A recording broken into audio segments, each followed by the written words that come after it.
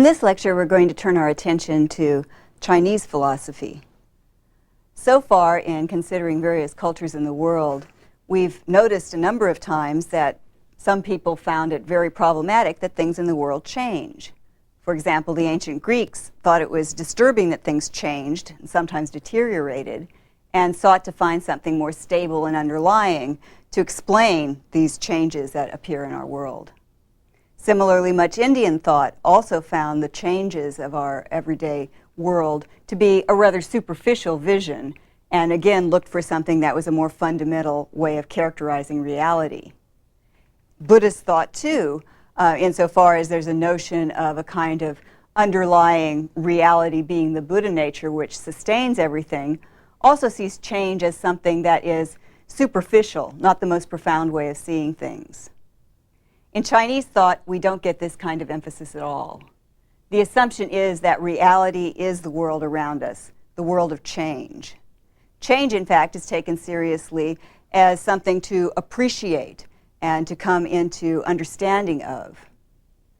The word the Tao, meaning way, among other things, is a term that's sometimes used to talk about the whole conception of the world flowing with all of its different kinds of fluxes taking place. And a lot of effort is spent in Chinese thought trying to make sense of how we can talk about things that are constantly in motion. The only thing that's absolutely steady and enduring is the fact of change itself. Even relative stasis is just another instance of change. It's one of the kind of things that changing things can do, but they can move again.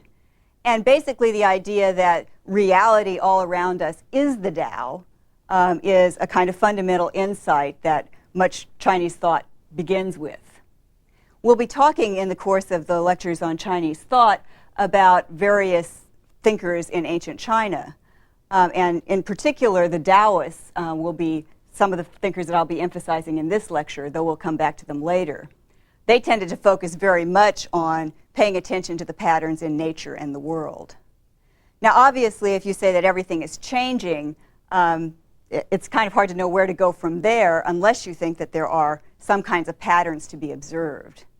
And certainly, Chinese thinkers do think that there are some basic patterns.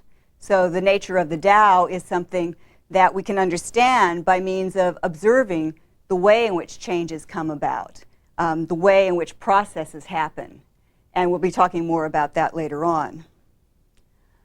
One of the ways in which the Chinese in general culturally have emblemized this idea of change being fundamental is through the image of the dragon.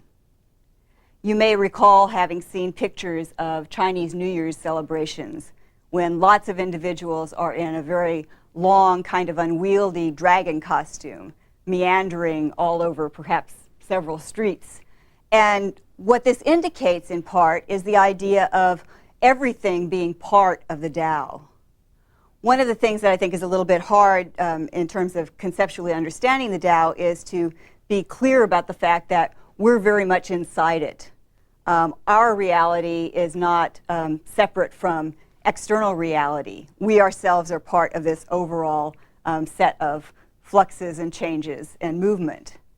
So the dragon, in a way, indicates all of these different individualities coming together and swirling around, in effect, manifesting the way change goes about, and nevertheless, it's all one thing.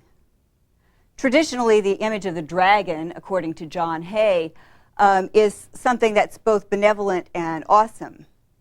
The dragon is benevolent in the sense that we're all part of it.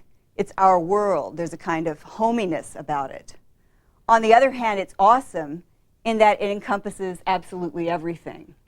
In a way, it's very difficult to even conceive of something as huge as the Tao.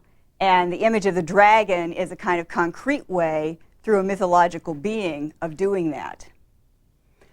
A feature of the dragon that disposes it to suggesting this rather awesome character of it is the fact that the dragon is a composite creature. You might think of pictures of dragons where you see scales that make the dragon look very reptilian. But dragons sometimes fly too, so they have certain features that are like birds. And some kinds of representations have characteristics of other animals as well. Again, what this suggests is that the Tao, taken as a whole, includes all kinds of things that we might even normally take to be in opposition to each other.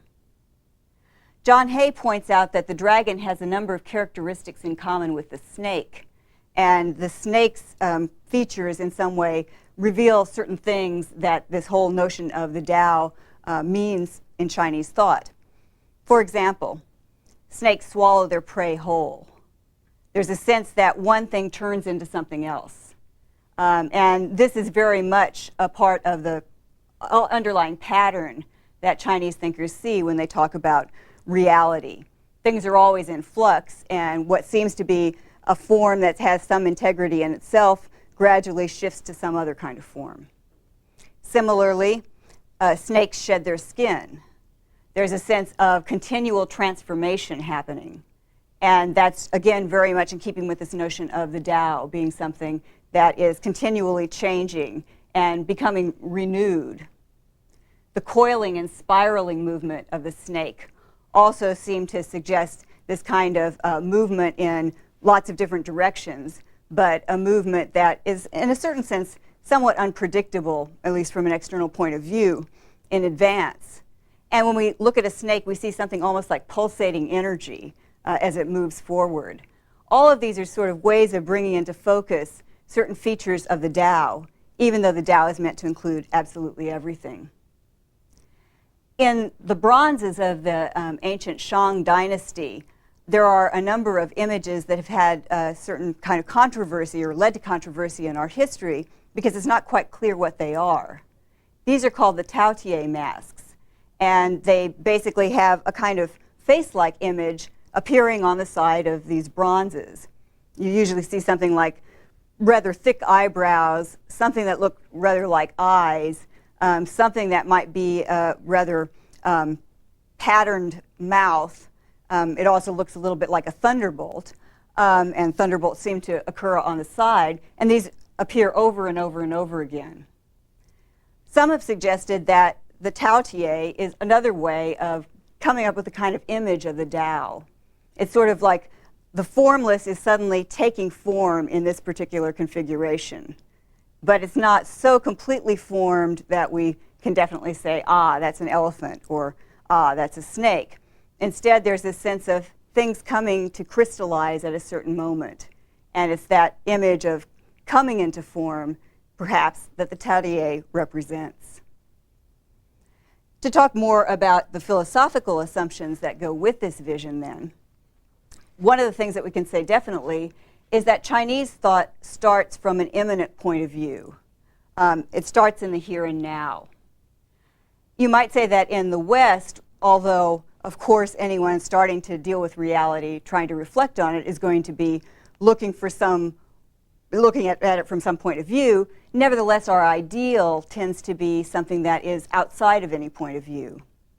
The objective truth, as we tend to see it, is something that transcends looking at something from a particular point of view. You don't get that kind of suspicion of individual perspectives in Chinese thought. Of course, one perspective needs to be supplemented by others, perhaps, but the idea that everything is perspectival is, in effect, built into the assumptions that people just start with. Probably one of the sort of historical or contextual reasons why this is so is that China has been an agrarian country. Essentially, when you are a farmer, it's very easy to recognize that you're related to everything around you. Weather patterns, the fact that sometimes bugs infest your crops, sometimes they don't, the sorts of things that you need to do. There's a kind of constant interaction between you and the elements. And this kind of image of continual interaction and relationship between the human being and everything all around the human being was just taken as basic. An image that is frequently employed in talking about this kind of interaction is the image of yin and yang. Those terms are actually terms that, in a way, characterize all oppositions. So yin is considered to be female, yang is considered to be male. Yin is considered to be passive, yang is considered to be active, and so on. Yin and yang, in a way, are just sort of the placeholders for any kind of opposition of that sort. Now, obviously, in Western thought, in many places, talking in terms of opposites is a very common thing to do. What's interesting about the notion of yin and yang, however, is that the opposites are inherently linked. There's a fundamental relationship just in talking about these various kinds of oppositions. So to take an example, suppose you talk about the size of someone and you say, well, he's tall. Well, tall doesn't mean anything except relative to shorter people. The idea of being tall or short is a function of the way in which different people are related. The idea of being active or passive in a certain context. If someone takes the initiative, they're active. If someone follows, they're passive, relatively speaking. But again, there has to be this relationship before you can even start to utilize these terms of opposition. Effectively, yin and yang are viewed as always necessarily together. They depend on each other completely. In fact, one way that they're sometimes translated is benefactor and beneficiary. One aspect, in effect, does something for the other, and the other receives it. But traditionally, the notion of yin and yang come from the recognition that there's a sunny side at any given point on a riverbank and a shady side. This points to something else that's very important about the concepts of yin and yang. If you think about where the sunny side is, this is clearly not something that you can pinpoint for once and for all.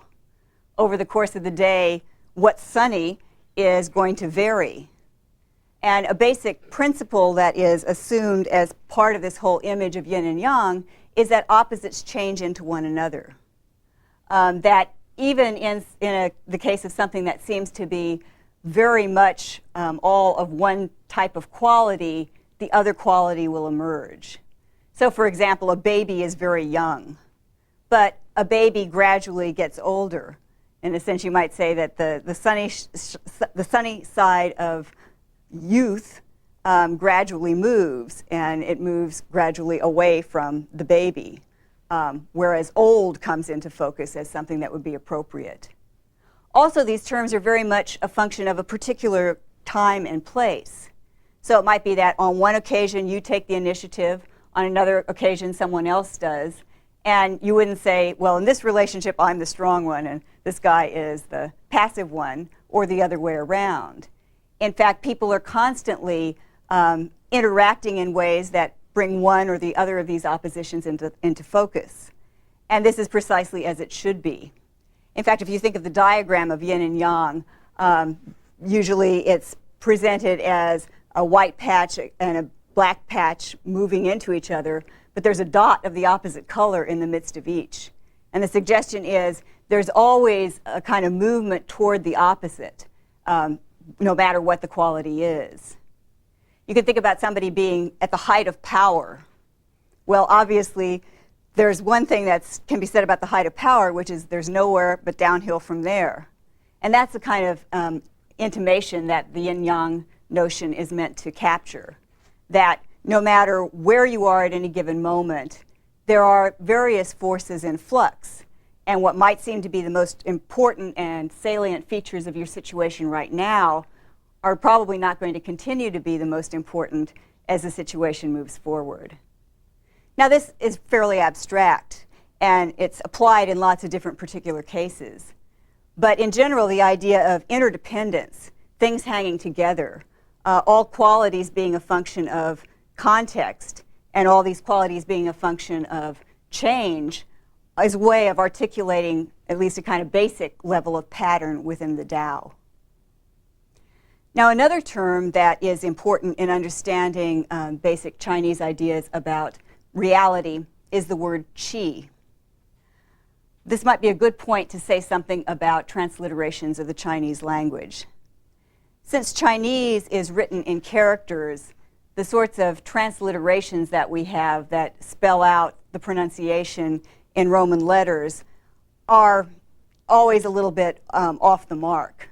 For one thing, dialects of Chinese are tonal, and we don't have a kind of natural way in Roman lettering to characterize that. but also there are different systems for transliterating. Characters themselves, although they have sounds associated with them in given dialects, do not indicate the sound so precisely. So we have in the spelling of chi, for example, one system that spells it QI, another system that spells it CH''I. And at this point in time, you'll find texts largely dependent on whether they're from the People's Republic of China or Taiwan that vary on which of these approaches they're going to take in transliterating. This is just an aside because I think that anyone who attempts to read some of these things in translation might be a bit thrown to see that things that really in English wouldn't look like they're the same pronunciation at all actually are. So anyway, back to chi. Chi is the fundamental energy that gets configured into particular things. Each of us is a configuration of chi. A.C. Graham characterizes chi as follows. Chi is quite concrete. It is the breath in our throats. It is the source of life dispersing into the air at death. We breathe it in and out and feel it rising and ebbing in our bodies as physical energy, swelling when we are angry, failing in a limb which grows numb. We smell it as odors, feel it as heat or cold, sense it as the air or atmosphere of a person or place, as the vitality of a poem, or as the breath of spring which quickens and the breath of autumn which withers. We even see it condensing as vapor or mist. Actually, the character for chi, in effect, is a kind of ideogram of vapor coming out of something. Chi is directly associated with the breath, but the idea is that throughout the universe, energy is flowing, and that when you have something that seems to be stable, like a human body or anything around us, this is just a case where the chi has condensed and maintains this configuration for a while. Now, the way this has a lot of relevance to philosophical understanding is, first of all, there's no mind-matter dualism in Chinese thought. To think back to what we said before about mind-matter dualism, Descartes is our paradigm example in the West of someone who believed that the mind, the thinking substance, was one thing, the body was something else. Chi is actually understood as both spiritual and material. What makes us particularly refined is light chi, but we're all combinations of both light chi and heavy chi. And the notion is that there's a kind of primordial origin of things from which the chi emerged. And the closer we are to that origin, the more spiritual and refined our chi is. And the further we are, the more dispersed and heavy the chi is. And for some thinkers, particularly in the Taoist tradition, the goal of spiritual cultivation is really to promote the development of light chi in order to get closer back to this original source. The notion is that if you can relate back to the original source from which all your energy comes, you yourself will be filled with energy. So someone who's very spiritual and has this very refined spiritual energy is deriving that energy more directly and immediately from the primordial source from which everything comes. Another feature of this theory of chi that has some philosophical relevance is the idea that we're in constant communication with things around us, with other beings, with ourselves, mutually in society. The idea of Western thought, or any kind of thinking that presupposes that individuals are, in a sense, separate from each other, is that influence, in a way, needs to be explained. The whole question of whether or not there can be action at a distance became a huge debate in Western thought when people were trying to formulate certain kinds of scientific laws for the first time. The notion of chi basically means that we're all configurations of a flow of energy. So it shouldn't be surprising when there are influences from one person to another. Music is sometimes used as a model of this. The fact that we're influenced by sounds coming from a distance seems just a very clear manifestation of what's happening to us all the time. because we're part of the flow of everything, there are all kinds of influences flowing through us at various points. And different schools have different conceptions of what the best thing to do is under those circumstances. But this basic idea of mutual influence and relationship to everything is pretty fundamental. This also means that the distinction between us as human beings and the rest of nature is not extreme. Energy flows between us and other things in the natural world, given that we're all chi. And this is one of the reasons why it's quite possible to think analogically between features of the natural world and our own situation. I'll have more to say about that in a minute. One other feature of chi, and something that I think reaffirms the point that mind-body are not considered two different things in Chinese thought. Qi is used as a basic term in medicine. When someone has a disease of some sort, it's diagnosed in terms of the flow of qi. And a healthy flow of qi through the body is the ideal of health.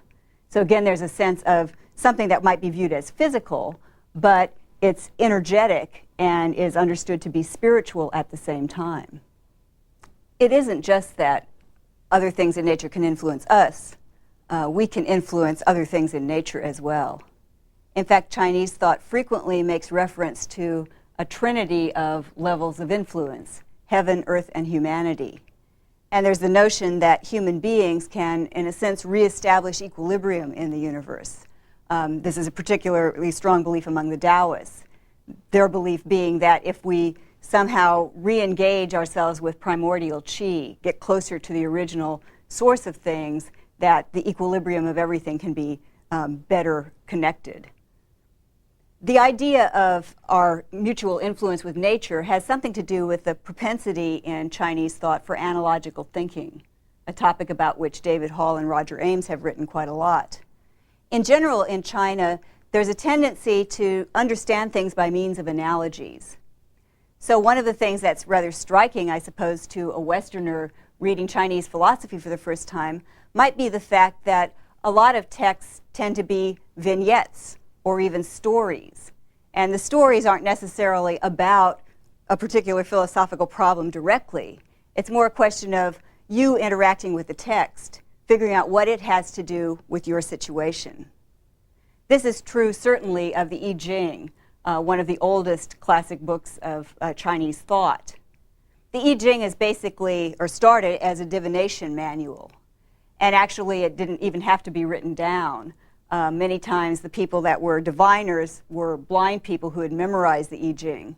And there were various ways of casting the I Ching, some having to do originally with cracks in the scapula of animals that had been cooked, later having to do with use of yarrow sticks, even coins. But the idea is to come up with a configuration of solid and broken lines. There are 64 possibilities, and each of these correlates with a moment in change. And the text basically consists of images and then commentaries on the images and a judgment, again, having to do with this particular configuration of change. When people consult the I Ching, again, there's not a sense that it tells you precisely what to do. Instead, what one does is look for something analogous in one's situation. And insofar as it's called the Book of Changes, I mean, literally, that's what I Ching means, what one is doing is trying to get something like a snapshot in one's mind as a way of looking at what is concretely happening in my situation. For example, if you get one that has to do with the problems of rapid change or some dramatic change that's happening too fast to do anything about, it might be kind of clear to you what in your situation might lend itself to that interpretation. If things are relatively smooth sailing, again, you'll get some kind of impression of that from the various things that the I Ching tells you. And it's not as if the I Ching is dictating. In fact, you could call this a kind of interactive book insofar as the I Ching presents something, and it's up to you to figure out, how does this apply to my situation? In general, Chinese thought abounds in this kind of ways of looking for analogies between one's own situation and the situation that's being described. So again, when Chinese philosophers tell a story, you have to figure out, well, where does that plug in with something analogous to my situation? This whole idea of looking at oneself in relation to others is really fundamental. I think it's hard to stress it enough. As we proceed in talking about Chinese thought, I'll mostly be focusing on two schools until we get to Buddhism, that of Confucius and the Taoist school that I've been mentioning. But in both cases, there's a very strong sense of the need to imagine yourself or imagine your situation as being in some ways analogous to something outside of you. Confucius, for example, suggests that it's very important to be appropriate, but appropriate often has to do with feeling out the other person involved in a relationship. What's appropriate given the person that they are? Again, there's always this sense of trying to compare something that is maybe concrete in the text with something that is concrete in your situation. They aren't identical. It isn't a rule or a principle like Kant might have suggested we look for in trying to figure out what to do. But instead, we use our imaginations. There's a very strong emphasis on using one's imagination in analyzing philosophical problems. Some have suggested that this has something to do with the Chinese language. The characters themselves lend themselves to interpretation often in many different ways, and the context is what makes it clear which of those ways really applies. Similarly, whole texts or bits of texts relate to one, but it depends on where you are. And to kind of go back to a theme that we started with, the whole orientation of Chinese thought is beginning where you are in the here and now. So I have my set of concerns. I consult the I Ching, say, and what results is my thinking through my concerns from a new perspective. Again, the fact that everything is changing has a lot of implications for our own sense of selves and our own sense of what we're doing. My own situation is continually changing.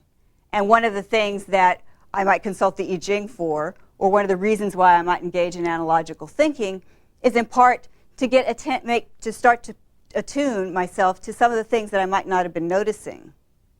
You might observe in life that oftentimes the sort of things that become problems are things you weren't really paying attention to.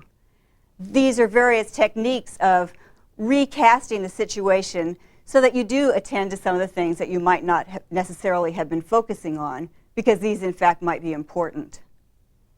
In general then, what we're going to proceed to do is talk about how these themes, the idea of focusing on the here and now, locating ourselves in nature, and focusing on change, play out in two traditions. The two traditions, as I mentioned, Confucianism and Taoism, can be contrasted in the following way. The Taoist tradition tends to focus very directly on the sense of our being one with the universe, and our reestablishing our connection with these fundamental natural principles and flow of energy. The Confucian tradition, on the other hand, tends to focus much more on the immediacy of human experience. So the relationships that it focuses on primarily are human relationships. How are human beings getting along well? How are they not getting along well? What kind of social organization will secure life, will help people? What kind of social organization inherently brings about damage? It's not that these visions, in fact, are completely detached from each other. I think it would be quite reasonable to say that the legacy of both of these traditions continues to be felt very influentially in Chinese thought today, and people can combine emphases from both. But nevertheless, the idea is we live in a world where we're related to absolutely the whole. And the Confucian tradition focuses on starting with human experience as the basis for dealing with these relationships. The Taoist tradition focuses more on how we ourselves are connected to the whole, but both of them try to figure out the answer to a basic question. How do we live, given that this is where we're starting? Thank you.